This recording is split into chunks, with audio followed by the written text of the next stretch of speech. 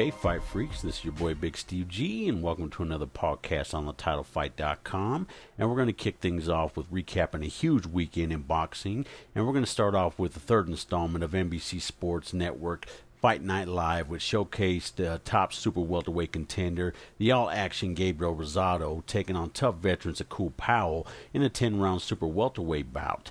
This was a decent fight, which was pretty much even throughout 8 rounds before Rosado was able to close the show and stop Powell in the 9th. This was another great win for Rosado over another named fighter. He should be in line for a title shot very soon. Now let's move to the huge quadruple header on Showtime from the Home Depot Center in Carson, California. The night started off with Leo Santa Cruz taking on Vusi Malinga for the vacant IBF bantamweight title vacated by Abner Mares. This is a great fight in which both fighters came forward and pressed the action all night. Santa Cruz was the busier fighter and landed the heavier shots, particularly to the body. The 32-year-old South African Malinga was coming off a 19-month layoff, and while he was game, he couldn't hold off the much fresher Santa Cruz, who was able to win a 12-round unanimous decision. A great way to start off the night, and this fight was still the show. Santa Cruz performed very well on the big stage and will be in demand for bigger fights down the road. In the second fight, unbeaten super welterweight title holder Austin Trout took on the dangerous and always exciting veteran Delvin Rodriguez in a 12-round super welterweight fight. Trout came to this fight looking forward to a September showdown with Canelo Alvarez, who was sitting at ringside, and he wanted to look impressive in front of a huge crowd and the fans who tuned in to Showtime. This was a very dull fight which produced minimal action from both sides. Trout controlled the bout by putting on a boxing clinic and pretty much did what he had to do to get the win and would earn a 12-round unanimous decision. In terms of making his case for a September fight against Alvarez, he didn't look impressive enough, and along with his name, it wouldn't sell a huge pay-per-view main event. Therefore, his chances are very slim. Okay, in the co-feature, unbeaten middleweight prospect Peter Kid Chocolate Quillin took on former undisputed super welterweight champion Ronald Winky Wright, who was coming off a 3-year layoff. Wright, who is now 40 years old, hasn't fought since losing a decision to Paul Williams in April of 2009. Many felt it was a big mistake for Winky Wright to face a top prospect like Quillin after such a long layoff, and this proved to be the case. Quillin dominated this fight from start to finish, landing quick, hard combinations, and even scored a knockdown in the 5th round, which is not very common for a Winky Wright fight.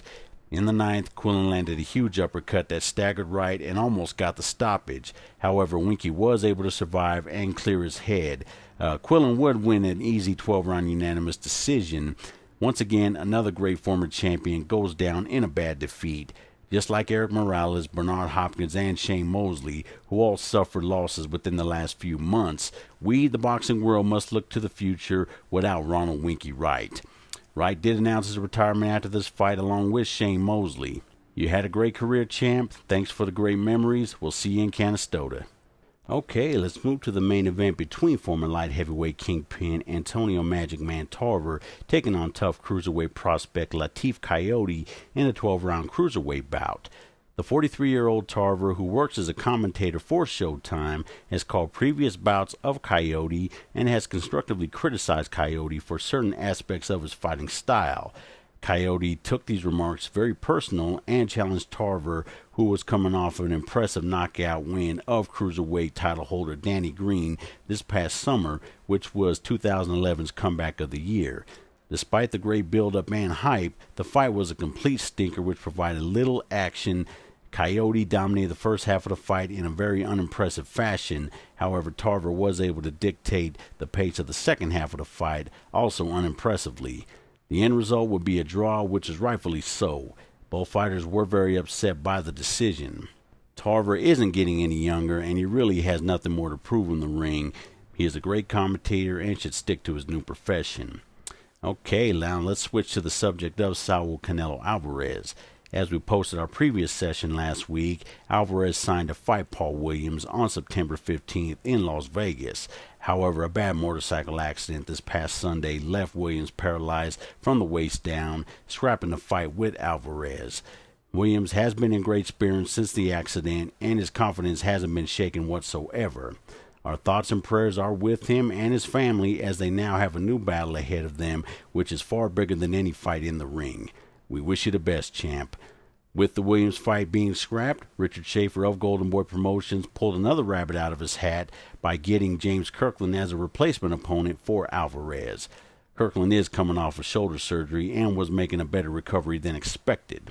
Therefore, his doctor released him to fight. However, Kirkland began having problems with his shoulder when he began training, and along with his dissatisfaction of the $1 million purse, he pulled out of the fight this past week.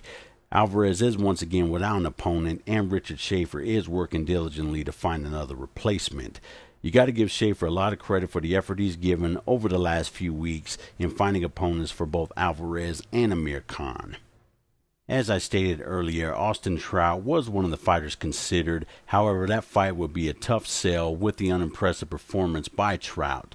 Another possible opponent is Carlos Molina, who is coming off a couple of impressive performances, particularly a bad disqualification loss to James Kirkland in a fight he dominated up to the point of the disqualification when his trainer stepped on the ring apron before the bell sounded to end the 9th round. Another possible opponent is Gabriel Rosado, who has looked very impressive in his last couple outings against name opposition. He has been showcased on NBC Sports Network, which has exposed him to a wider audience. And his fighting style is very exciting, in which he likes to come forward and press the action, which would match up very well with Alvarez. Rosado is of Puerto Rican descent, and which would be great in promoting the fight as it renews the Mexican-Puerto Rican rivalry. Rosado did call out Alvarez after his win over Sakul Powell. And all I got to say is, Richard Schaefer, contact Rosado's manager, contact Kathy Duva of Main Events, and make this fight happen, as it would definitely fit the name of the event, which is Knockout Kings. Okay, well that does it for this session, Fight Freaks. Until next time, this is your boy Big Steve G.